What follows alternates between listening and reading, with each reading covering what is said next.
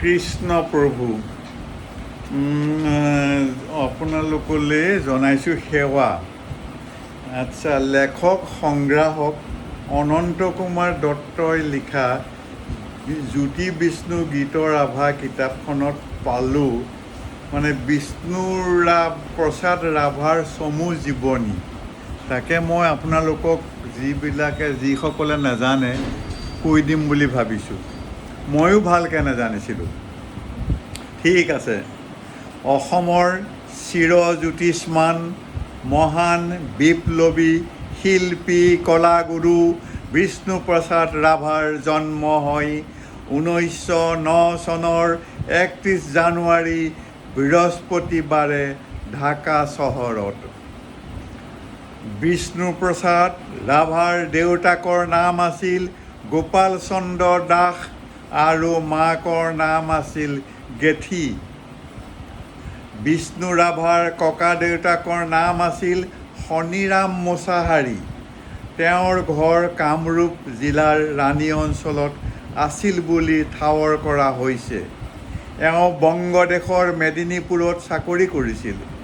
বিষ্ণু ৰাভাৰ দেউতাক সৰু থাকোঁতে ককাকৰ মৃত্যু হোৱাত চান্দবৰ ৰাভা নামৰ পুলিচ ইন্সপেক্টৰ এজনে তেখেতক তুলি তালি ডাঙৰ দীঘল কৰে। সেইকাৰণে গোপাল চন্দ্ৰ দাসে চান্দৰৰ ৰাভাৰ সন্মানাৰ্থে তেখেতৰ ল'ৰা ছোৱালীক ৰাভা উপাধি লিখিবলৈ বাধ্য কৰায়। গতিকে বিষ্ণুপ্ৰসাদ পৰিয়ালত ৰাভা উপাধি পিছত লোৱাহে। বিষ্ণুপ্ৰসাদ ৰাভাৰ দেউতাক চৰ্দাৰ বাহাদুৰ গোপাল চন্দ্ৰ দাসে ADC governor of Bengal Dhaka চহৰত সামৰিক বিভাগত চাকৰি কৰিছিল। গতিকে বিষ্ণু ৰাভাৰ ঢাকাতেই বাল্য শিক্ষা আৰম্ভ হয়। প্ৰথমে তেওঁ ইংলিছ এলিমেণ্টাৰী স্কুলত নাম লগাইছিল, কিন্তু সেই স্কুলত ইংৰাজৰ ল'ৰা ছোৱালীহে পঢ়িছিল।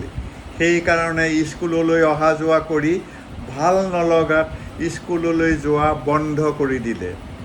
গতিকে কিছুদিনৰ পিছত বাংলা আৰু উৰ্দু প্ৰাইমেৰী স্কুলত ভৰ্তি হয়। ঢাকাতে ৰাভাদেৱে প্ৰাইমেৰী শিক্ষা শেষ কৰিছিলে। 1917 চনত গোপাল দাসে চাকৰিৰ পৰা অৱসৰ লৈ তেজপুৰত নিগাজীকৈ থাকিব ল'লে।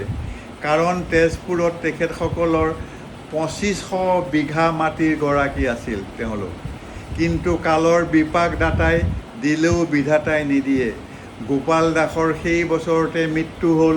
তাৰপিছত বিষ্ণু ৰাভাই তেজপুৰতে চৰকাৰী হাইস্কুলত 4ৰ্থ শ্ৰেণীত নামভৰ্তি কৰে। 1926 চনত বিষ্ণু ৰাভাই সকলোকে চমক দেখুৱাই মেট্ৰিকত প্ৰথম বিভাগত উত্তীৰ্ণ হৈ কুইন এমপ্ৰেছ বঁটাৰ অধিকাৰী হৈ সোণৰ পদক লাভ কৰে। ইয়াৰ পিছত ৰাভাদেৱে উচ্চ শিক্ষাৰ বাবে কলিকতাৰ ছেণ্ট পল মিছনেৰী কলেজত ISC নামভৰ্তি কৰে। তেওঁ ISC পৰীক্ষাত প্ৰথম বিভাগত উত্তীৰ্ণ হৈ পদাৰ্থ বিজ্ঞানত অনাৰ্ছ লৈ কলিকতাৰ ৰিপন কলেজত BSc নামভৰ্তি কৰে। 1929 চনত BSc প্ৰথম বাৰ্ষিকত উত্তীৰ্ণ হৈ দ্বিতীয় বাৰ্ষিকত নামভৰ্তি কৰে। সেই সময়তে মহাত্মা গান্ধীৰ নেতৃত্বত বিদেশী বস্তুৰ বৰ্জন আন্দোলনত বিষ্ণু ৰাভাই সক্ৰিয়ভাৱে অংশগ্ৰহণ কৰিছিল। পুলিচৰ অত্যাচাৰত থাকিব নোৱাৰি ৰাভাদেৱে ট্ৰেন্সফাৰ চাৰ্টিফিকেট লৈ কোচবিহাৰৰ ভিক্টোৰিয়া কলেজত ইংৰাজীত অনাৰ্ছ লৈ কলা বিভাগত পঢ়িবৰ বাবে নামভৰ্তি কৰে। কিন্তু ইয়াতো স্বাধীনতা আন্দোলনৰ ঢৌ ছাত্ৰৰ মাজত বিয়পি পৰে। ইংৰাজ শাসন আঁতৰাই হাতচিন আৰু দেৱানৰ বিৰুদ্ধে ৰাভাই বাংলা ভাষাৰে 4 শাৰী কবিতা লিখি আঁৰি দিলে। ৰাইজে আছে 2টি পাঠা, 1টি কালু 1টি সাদা। ৰাইজেৰ যদি মংগল চাও, 2টি পাঠাই বলি দাও। অৱশেষত ৰাভাদেৱে কোচবিহাৰৰ পৰাও বহিষ্কৃত হয়। তাৰ পিছত ৰংপুৰলৈ আহি কাৰ্মাইকেল কলেজত পুনৰ BA চতুৰ্থ বাৰ্ষিকত নাম লগালে। ৰংপুৰ কলেজত BA বাছনি পৰীক্ষাৰ পৰ্যন্ত দিয়ে আৰু ইংৰাজীৰ সন্মান বিষয়ত প্ৰথম শ্ৰেণীৰ নম্বৰ পায়। কিন্তু ৰাভাদেৱৰ BA চূড়ান্ত পৰীক্ষা দিয়া নহ'ল, কাৰণ সেই সময়ত চট্টগ্ৰামৰ ব্ৰিটিছৰ খাৰ বাৰুদৰ গুদামত লুণ্ঠন কৰা কাৰ্যত ৰাভাদেৱকো লিপ্ত কৰা হৈছিল। সেইকাৰণে ৰাভাদেৱে আত্মগোপন কৰি থাকিব লগা হোৱাত ইমানতে পঢ়া সামৰিব লগা হয়। ছেণ্ট পল কলেজত পঢ়া কালতে ৰাভাদেৱে কলা চৰ্চাৰ প্ৰতি বিশেষ মনোনিৱেশ কৰে। তাণ্ডৱ নৃত্য ৰাভাৰ এক সবল প্ৰতিভাৰ পৰিচয়। ইয়াৰ উপৰিও ৰাভাদেৱ অসমৰ সত্ৰীয় নৃত্য, ঝুমুৰ নৃত্য, সূত্ৰধাৰী আৰু দেওধনী নৃত্যত কৃতিত্ব লাভ কৰে। 1939 চনত বিষ্ণু ৰাভাই কাশী হিন্দু বিশ্ববিদ্যালয়ত নৃত্য প্ৰদৰ্শনৰ বাবে আমন্ত্ৰণ পায়। ৰাভাদেৱে তাতে শিৱৰ তাণ্ডৱ নৃত্যৰ 108 বিধ ভংগীমা প্ৰদৰ্শন কৰে।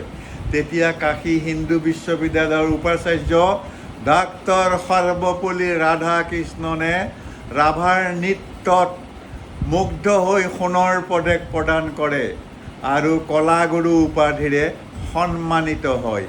বিষ্ণু ৰাভা আছিল একেধাৰে সংগীতজ্ঞ, গীতিকাৰ, সাহিত্যিক, অভিনেতা আৰু সমাজ সংগঠক।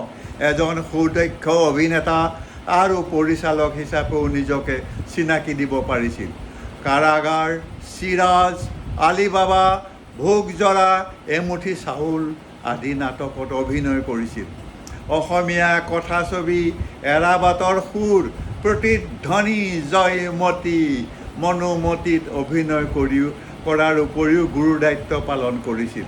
ইয়াৰ উপৰিও ভ্ৰাম্যমাণ থিয়েটাৰ, নটৰাজ, ভাগ্যদেৱী, পূৰ্বজ্যোতি আৰু সুৰদেৱীত ওতঃপ্ৰোতভাৱে জড়িত আছিল। বৈবাহিক জীৱন ৰাভাদেৱৰ বৰ সংঘাতপূৰ্ণ আছিল। বিষ্ণুপ্ৰসাদ ৰাভাৰ 3গৰাকী পত্নী আছিল। 1925 চনত প্ৰিয়বালা দত্তক বিয়া কৰাই দাতাই দিলেও বিধাতাই নিদিয়ে। বিয়াৰ 28 দিন পিছত প্ৰথমা পত্নী প্ৰিয়বালা দত্তৰ টাইফয়েড জ্বৰ হৈ মৃত্যু হয়। তাৰপিছত 1951 চনত নলবাৰীৰ ওচৰৰে বেলশৰত কনকলতা মেধিক বিয়া কৰায়। তাৰ কিছুদিন পিছত 2টি পুত্ৰ সন্তান জন্ম হয়। প্ৰথমটোৰ নাম পৃথ্বীৰাজ ৰাভা থুনথুন আৰু দ্বিতীয়টিৰ নাম ৰাখিলে হেমৰাজ ৰাভা মুনমুন। কিন্তু হাই নিয়তি, 1962 চনত ব্ৰেইন টিউমাৰ হৈ কনকলতাৰ মৃত্যু হয়। কনকলতাৰ জীৱিত কালত ৰাভাদেৱে গোসাইগাঁৱৰ ওচৰৰ বিন্নাকাটাৰ মোহিনী বসুমতাৰীক বিয়া কৰায়। এওঁৰো এটি পুত্ৰ সন্তান জন্ম পাই নাম ৰাখিলে আনন্দ সুন্দৰ ৰাভা মেণ্ডেলা। বৰ্তমানে ৰাভাদেৱৰ পত্নী মোহিনী ৰাভা তেজপুৰত বসবাস কৰি আছে। বিষ্ণু ৰাভাই য'তে বিপ্লৱ গুণ পাইছিল ত'তেই জঁপিয়াই পৰিছিল। ছাত্ৰ অৱস্থাৰ পৰাই বিষ্ণু প্ৰসাদ ৰাভাই ৰাজনৈতিক জীৱন আৰম্ভ কৰিছিল।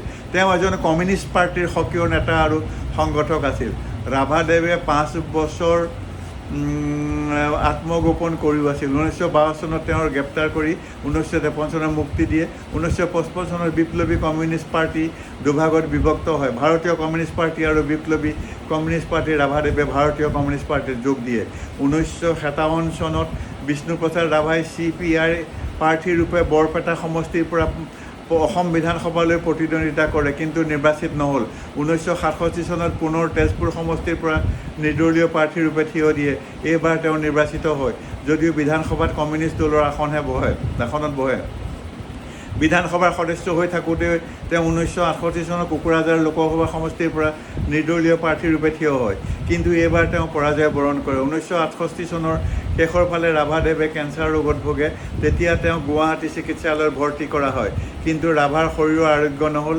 তেতিয়া তেওঁক বোম্বাই টাটা কেঞ্চাৰ ইনষ্টিটিউটত ভৰ্তি কৰা হয়। তাতো চিকিৎসাৰ কোনো ফল নেদেখি তেজপুৰৰ নিজৰ ঘৰলৈ গুচি আহে। তেজপুৰত পুনৰ অসুখ বেছি হোৱাত তেজপুৰৰ চিভিল হস্পিটেলত ভৰ্তি হয়, যদিও 1969 চনৰ 20 জুন তাৰিখে বৃহস্পতিবাৰে ৰাতি 2:05 60 বছৰ বয়সত 3 পুত্ৰ পৃথ্বীৰাজ ৰাভা, হেমৰাজ ৰাভা, আনন্দ সুন্দৰ ৰাভা আৰু সহধৰ্মিনী শ্ৰীমতী মোহিনী ৰাভাক এৰি ইহলীলা সম্বৰণ কৰে। মৃত্যুৰ আগমুহূৰ্তত ৰাভাদেৱে গাইছিল, এই মোৰ শেষ গান, মোৰ জীৱন নাটৰ শেষ ৰাগিনী কল্যাণ শৰ্মা।